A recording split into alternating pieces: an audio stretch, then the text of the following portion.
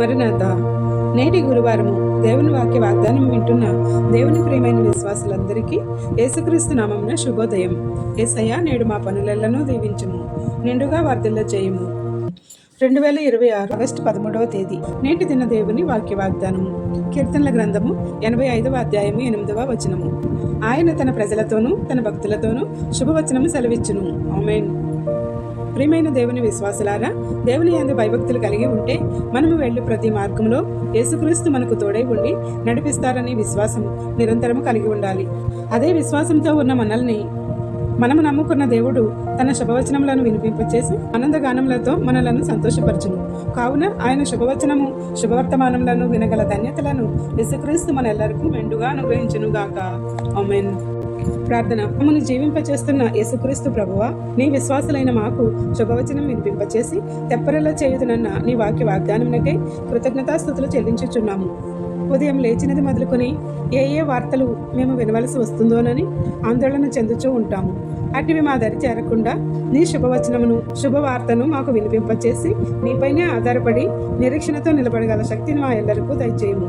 నేడు పెళ్లి రోజు, పుట్టినరోజు మరియు ఇతర శుభకార్యములను జరుపుకొనుచున్న నీ పిల్లలపై నిండుగా దీవెనలు, కృపా వర్షమును కుమ్మరించుము. ఎవరైతే బాధలలో, శ్రమలలో, కష్టములలో, ఇబ్బందులలో, నష్టములలో, అప్పులలో, దుఃఖములో, అనారోగ్యములతో ఉన్నారో వారికి నీ ఆదరణ ఇచ్చి గొప్ప సాంత్వన చేకూర్చి ఆదుకొనుము. ఈ ప్రార్థన వినుచున్న ప్రతి నీ బిడ్డకు అన్నింటా విజయములను దయచేసి నీ సన్నిధిలో సాక్షులుగా నిలువబెట్టుము. ఈ పరిచర్య చేయుచున్న మాపై నూరంతలుగా ఆశీర్వాదములు కుమ్మరించుము. కావలసిన వాటినెల్లా అనుగ్రహించుము. ఈ పరిచర్యను నీ 2వ రాకడ వరకు కొనసాగించుము. మేము ఇతరులకు ఈ వాక్య వాగ్దానము పంపుట ద్వారా నీ సువార్తలో భాగస్వాములుగా చేసి గొప్ప భాగ్యములతో నింపి వర్ధిల్ల చేయమని వేడుకొనుచున్నాము.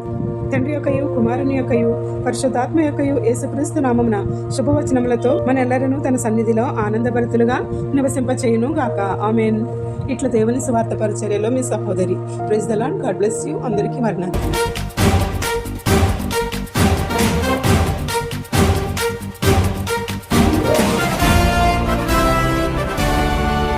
యుద్ధము యెహోవాదే, యుద్ధము యెహోవాదే, యుద్ధము యెహోవాదే, యుద్ధము యెహోవాదే.